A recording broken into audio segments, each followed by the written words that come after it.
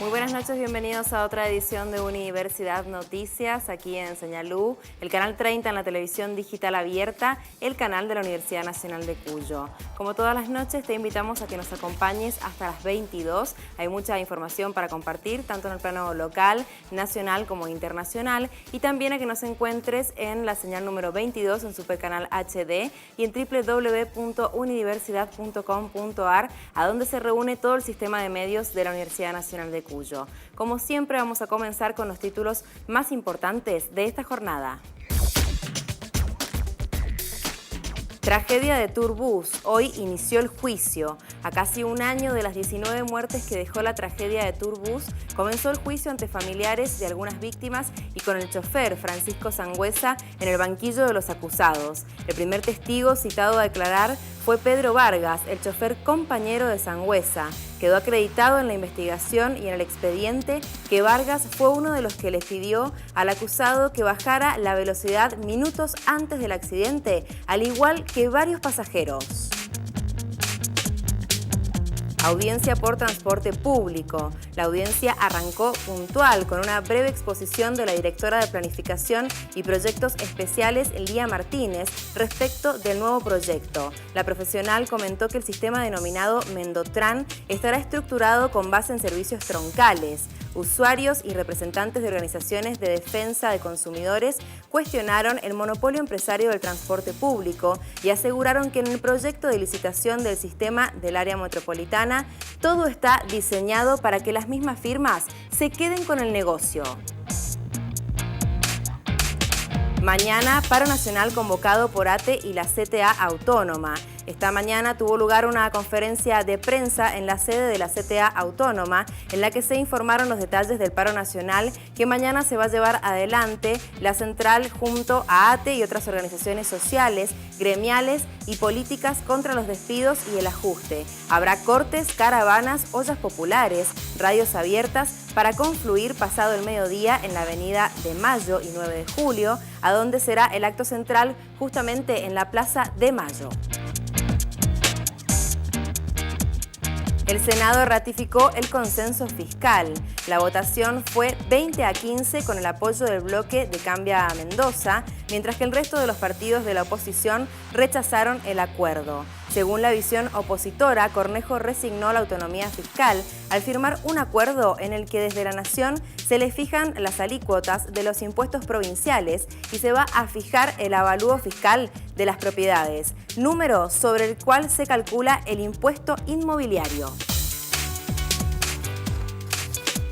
Y tenemos que hablar de la tragedia de Turbus porque justamente hoy comenzó el juicio, como te lo adelantábamos en los títulos, a casi un año de que se produjera esta tragedia en donde perdieron la vida 19 personas. Comenzó este juicio ante la presencia de familiares de algunas víctimas y con el chofer Francisco Sangüesa en el banquillo de los acusados. Francisco Sangüesa, oriundo de Chile, está imputado por homicidio simple con dolo eventual, lesiones gravísimas con dolo eventual, lesiones graves con dolo eventual y lesiones leves con dolo eventual. Recordemos que esta tragedia ocurrió minutos después de las 0:30 del 18 de febrero del año 2017 en la Ruta 7, en la zona conocida como la Curva de Yeso, cuando el colectivo se dirigía hacia Santiago de Chile. En ese momento, Sangüesa circulaba a 100 km por hora, pero la velocidad máxima permitida en esa zona es de 40 km por hora. Como consecuencia, el chofer acusado perdió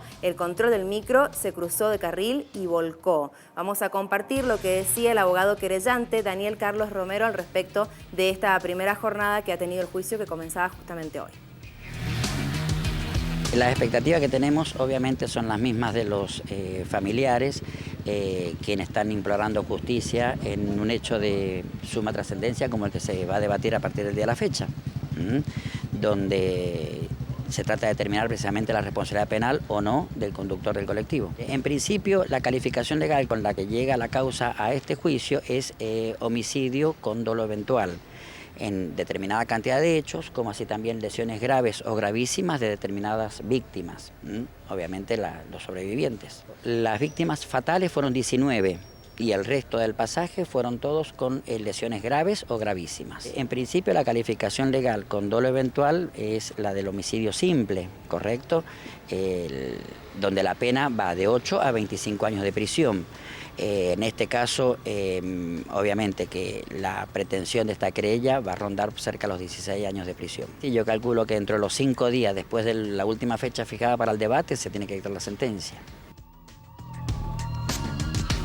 En el plano local tenemos que hablar también de la audiencia de transporte que se realizaba en la jornada de hoy. Anoche justamente tratábamos esto previo y hoy ya hay repercusiones sobre lo que sucedía en esta jornada allí en la nave universitaria donde se realizaba la audiencia. Primero que nada se inició con una presentación del futuro proyecto. Lo hizo Lía Martínez, la directora de Planificación y Proyectos Especiales, en donde se comentaba que el sistema denominado Mendotran va a estar estructurado con base en servicios troncales que prestará la Sociedad de Transporte Mendoza, a los que se sumarán otros que van a estar a cargo de 7 grupos privados que se van a dividir por los diferentes departamentos. Compartimos lo que decía el secretario de Servicios Públicos y Transporte, Natalio Mema. La idea de este nuevo sistema de transporte es ir aplicándolo paulatinamente y es realizar un cambio en la forma de circular, en tanto que la idea es que se reduzca a la mitad, o más o menos a la mitad, la cantidad de frecuencias que pasan por el microcentro, que es un lugar que ya encontramos congestionado, y redistribuir esa misma cantidad de kilómetros que tenemos en el resto de la red, distribuirlo en el resto de la red, digamos. Nosotros hoy, el sistema actual recorre 82 millones de kilómetros al año. La idea es mantener la misma cantidad de kilómetros de una manera distribuida, de una manera más eficiente, ¿bien? ¿Para qué? Para poder trasladar a mayor cantidad de gente en el menos tiempo posible, reutilizando esa cantidad de unidades que tenemos hoy. Vamos a tratar de reglamentar mejor el transbordo para que se utilice realmente para continuar el viaje y quizás no para ir y venir, y con eso poder utilizar ese mismo dinero para poder aumentar la cantidad de gratuidades o llegar a otros sectores que hoy lo necesitan.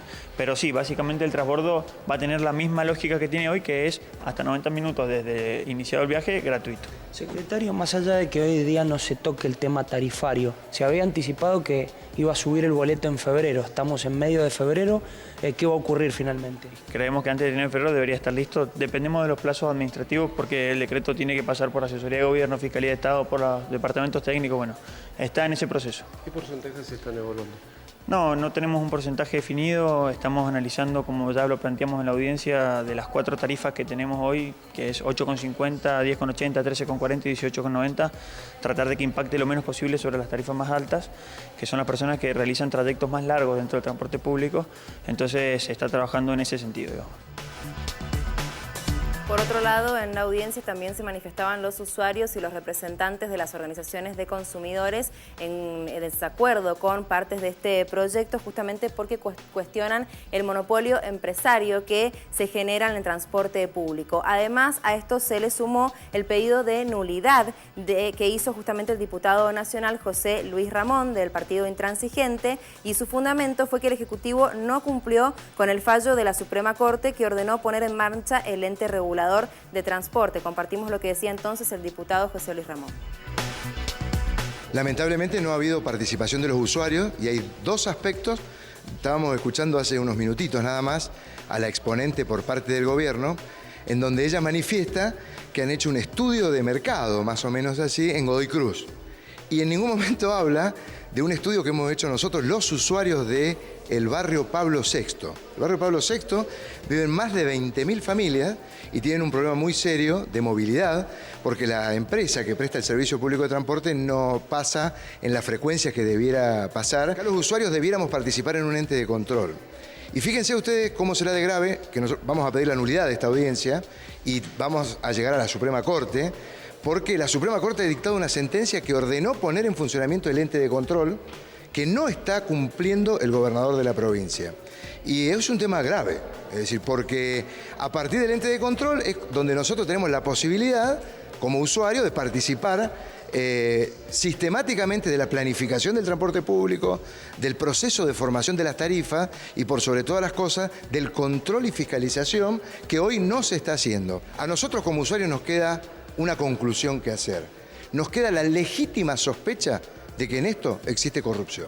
El gobernador de Mendoza, y cuando hablo del gobernador hablo del anterior gobernador Pérez y de este gobernador Cornejo, no quieren perder la manija que es la que posibilita la protección de ese pequeño grupo de 5 empresas que se han apoderado de la prestación del servicio público de transporte, en detrimento de una prestación adecuada, que tenga la frecuencia, que pueda ser fiscalizada de los usuarios.